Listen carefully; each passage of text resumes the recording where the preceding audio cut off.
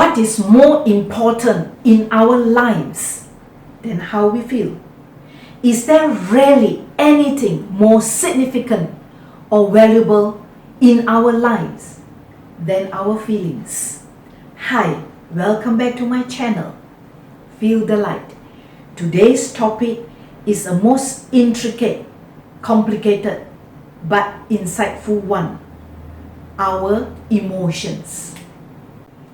There are many different types of emotions that have an influence on how we live, work, play, and interact with others. At times, it may seem like we are ruled by these emotions. The choices we make, the actions we take, the behavior we exhibit, and the perceptions we have are all influenced by the emotions we are experiencing at any given time. Emotions indeed play a critical role in how we live our lives, from influencing how we engage with others in our daily lives to affecting the decisions we make. By understanding some of the different types of emotions, we can gain a deeper understanding of how these emotions are expressed and the impact they have on our behavior. It is important to remember, however, that no emotion is an island. Instead, the many emotions we experience are nuanced and complex, working together to create the rich and varied fabric of our emotional life. Let's start off with EQ and U. Did you ever do something you regretted? Did you ever wish you hadn't said something to bite off someone's head? Have you ever accused somebody unfairly? Think about something that you worried in the past. Now looking back, does it still worry you? Based on personal experiences, ever conclude better not to trust people? Have you ever feel grumpy, irritable, anxious at times? Once upset, does it take you a long time to get over it? Have you ever shouted at a close friend, "I will never forgive you till I die"? Imagine what would your life be like if you could change the answers. Emotions are certainly the ultimate power and influence in our lives. From the moment we wake up till the end of the day when we fall asleep, emotion seems to have a huge control over us. Countries go to war and kill each other because of intense hatred, fear, anger, greed. People marry because they fall in love and are happiest together. People divorce because of so many different emotions and reasons involved. Similarly, people choose to have children or not to have children based on the emotions and priorities.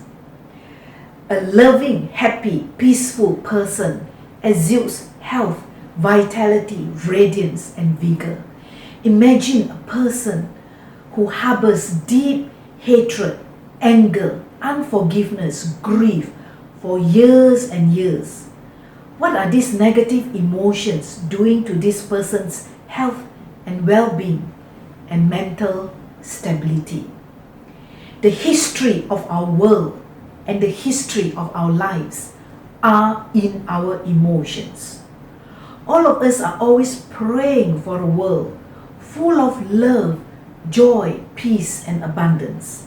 We are wishing for the day when the world is united as one, free of all the hatred, anger, greed, bigotry, prejudices, and intolerances. The intense emotions we feel every day shapes our lives. In this video, we will discuss what are emotions, where do emotions come from, and what are their purposes. In future subsequent videos, I will discuss and share the ways we deal with our negative emotions and developing emotional intelligence. Emotion is a subjective state of mind. Emotions can be reactions to internal stimuli, such as thoughts or memories, or events that occur in our environment. Emotions in the body. Our emotions are controlled by a group of brain structures called the limbic system. The limbic system releases chemicals which spur on our emotional states. The type of emotion we feel depends on which chemicals have been released. For example, the hormone oxytocin allows us to experience feelings of love. Emotions not only reflect our mental states, they also alter our body chemistry and functioning. For example, when we feel fear, our sympathetic nervous system activates, our pupils dilate, our heart rate goes up, and we may start sweating. Conversely, our bodily states can also affect our emotions. If you're angry or afraid, you can take deep breaths to activate the parasympathetic nervous system. This system slows your heart rate and helps you calm down. From the diagram, we can see that cognitive intelligence takes up 90% of our brain mass. This is our EQ, or logical thinking brain. The limbic system takes up 10% of our brain mass. And in this limbic system is a tiny part of our brain called the amygdala, which controls and is responsible for our emotions, emotional behavior, and motivations. Finally, the reptilian or primal portion, which takes up another 10%. This controls our innate and automatic self-preserving behavior patterns, which ensures our survival. The amygdala is known as the emotional center of the brain. It plays a key role in processing emotions. It is involved in evaluating the emotional valence of situations. For example, happy, sad, scary. It helps the brain recognize potential threats and help prepare the body for fight or flight reactions. The amygdala occupies only a tiny part of our brain mass, yet in reality it controls us, our behavior, perceptions, decisions. Looking at the first diagram, cognitive intelligence occupies 80% of our brain mass, and the amygdala probably less than 5%. Now check the second diagram. In reality, when we are under high intense emotion, IQ recedes into the background and has no hold over us. Instead, we are ruled and controlled by these intense emotions that follows no logical or rational path. We just react according to our emotions. This is the power of emotion, or EQ, holding sway over IQ, even though it just occupies a tiny portion of our brain mass. Let's start off with basic emotions. During the 1970s, psychologist Paul Ekman identified 6 basic emotions that he suggested were universally experienced in all human cultures. They are happiness, sadness, disgust, fear, surprise, and anger. He later expanded his list of basic emotions to include pride, shame, embarrassment, and excitement. Then along came psychologist Robert Plutchik, who put Fourth, the concept of combining emotions, or sort of a wheel of emotions that works something like the color wheel. Emotions can be combined to form different feelings, much like colors can be mixed to create other shades. According to this theory, the more basic emotions act something like building blocks. More complex, sometimes mixed emotions are blendings of these more basic ones. For example, basic emotions such as joy and trust can be combined to create love. Disgust and sadness equate to remorse. Acceptance and apprehension give rise to submission. Boredom and annoyance creates contempt. And if emotions are not managed properly and effectively, the emotions just escalate and become worse. For example, annoyance develops into anger, eventually becomes rage, and then full-blown fury. What started as just apprehension slowly develops into fear, and unchecked fear becomes terror. Unexpressed emotion will never die. They're buried alive and will come forth later in uglier ways. The first concept I'm going to share is the definition of emotion. What really is emotion? The definition I like the best is emotion is energy in motion. So positive emotions are positive energy, while negative emotions are negative energy. So having high positive emotions like love, joy, happiness, excitement, and delight are extremely contagious and spread rapidly, engulfing the people around you with your positive emotions and energy. People like being with you. While negative emotion become negative energy that seeps and becomes stuck in all parts of the body, the cells, tissues, muscles, joints, blood vessels, organs, bones. Over years, this unchecked and unmanaged negative energy gradually develops into tumors, illnesses, ill health, and diseases. Of course, there are other reasons for this, including genetics, diet, environment, contagion, lack of exercise. But I feel negative emotions just simply hasten and quicken the process of being ill and sick. We express our emotions via sensations and feelings in the body as well as verbally. The second concept I want to share is every time we make a movement, emotion is created. In other words, our physiology, all the ways we use our bodies are closely linked to our emotions. Our physiology comprises eye movements, facial expressions, tone of voice, breathing patterns, posture, hand, body, and leg movements. Again, the $10 million question: is your daily physiology empowering or not empowering?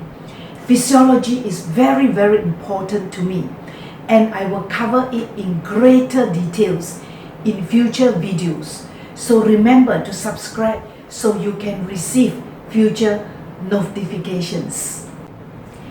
Each emotion is located somewhere. Have you ever felt the following? Heaviness in the chest, lump in the throat or a tight throat, thumping heart, tightness or trembling in the stomach, butterflies in the tummy, weight on the shoulders, wobbly knees, shaky body, knot in the back, sweaty palms, hint of tension in the neck or jaw, goosebumps or hair on end, stuck feet, feel like going to the toilet. So it is proven that our emotions and emotional states are closely related and connected to our body. Ultimately, how we use, move, and articulate our bodies result in our physiology, which plays a critical and key role in how we create negative or positive emotions. Unempowering body movements and physiology result in us feeling down, bored, depressed, and unmotivated. So to keep our emotions high and to keep motivated, we must learn to ensure we keep positive physiology and use our body correctly. More of this in future videos. The third concept of emotion is the duality of emotions. Take the analogy comparing an emotion to a stick with two ends. For example, at one end of the stick is love and the other end is hatred. Similarly, one end could be anger and the other peace. We can't have one without the other because they are simply two ends of the same stick. We can't say we want peace and not anger because both are along the same stick, just opposite ends. Emotions by themselves are neither good nor bad. They are just either positive or negative. A negative emotion cannot be considered bad because it is there for a reason, a purpose. So we learn to deal, manage, and handle our emotions rather than wishing the negative emotions would go away. Anyway, emotions are simply reactions. However, the way we act or don't act on our emotions can strongly affect our well-being. The fourth concept of emotion is the purpose of negative emotions. What are their purposes? Why do we have negative emotions? Well, as we have seen, emotions are duality in nature. However, a negative and painful emotion has an important role to play in our lives. It basically acts as a signal or a message that something is not right in our lives and we need to change. As long as we refuse to change, the pain remains. When we don't follow our own rules or standards, we start to feel pain. So the purpose of negative emotions are to help check and eliminate that pain. So what do we need to change? To eliminate the pain and suffering from negative emotions, we need to consider changing in the following ways. We need to change our beliefs and values which no longer serve us and yet which are still controlling us negatively. In doing so, we change our perceptions towards life in general, people, situations, and things around us.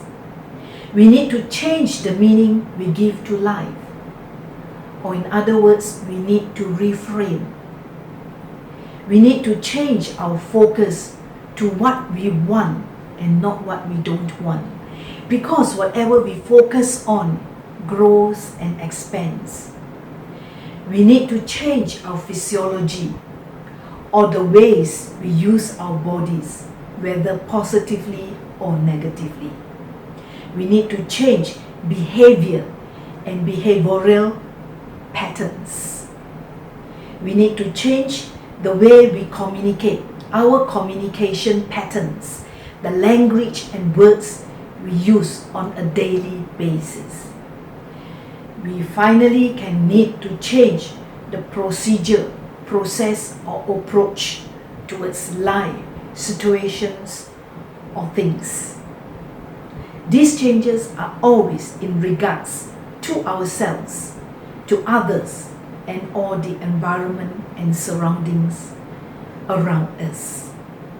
Let's discuss in detail the 6 basic emotions universally experienced in all human cultures, starting with happiness, which everyone strives for the most.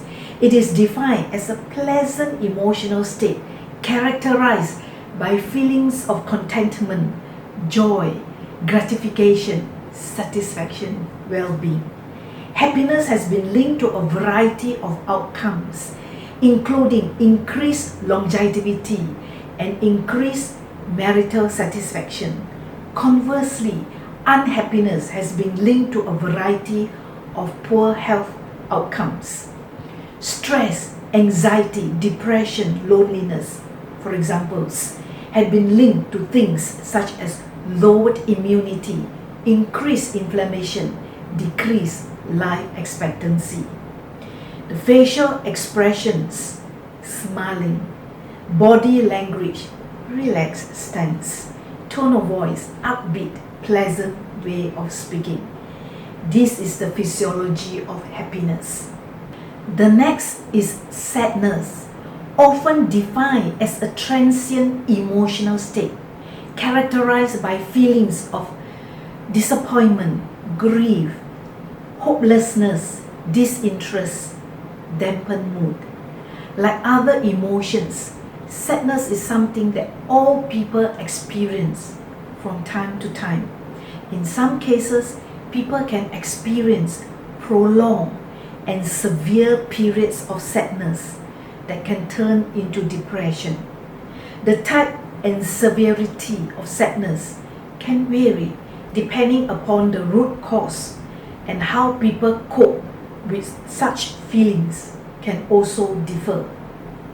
The physiology of sadness include crying, dampened mood, lethargy, quietness, withdrawal from others. Fear is a very powerful emotion, and it plays an important role in our survival. When we are faced with some sort of danger and experience fear, we go through a fight or flight response. This response ensures we are prepared to effectively deal with threats in our environment. However, not everyone experiences fear in the same way. Some people are more sensitive to fear, and certain situations or objects may be more likely to trigger this emotion. Some people actually deliberately go out and seek fear-provoking situations. For example, fear-inducing extreme sports. These people seem to thrive and even enjoy such fear-inducing feelings. Repeated exposure to a fear object or situation can lead to familiarity, which can reduce feelings of fear and anxiety. The physiology of fear includes tensions in the muscles. The heart rate and respiration increases.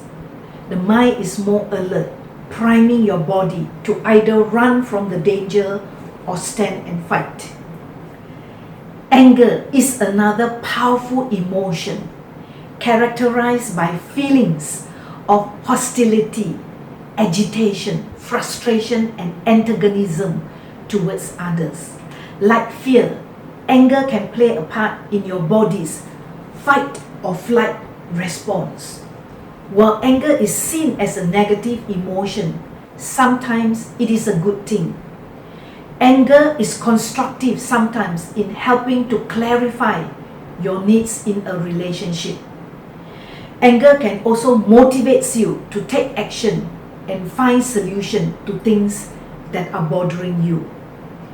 Anger can become a problem, however, when it is excessive or expressed in ways that are unhealthy, dangerous, or harmful to others.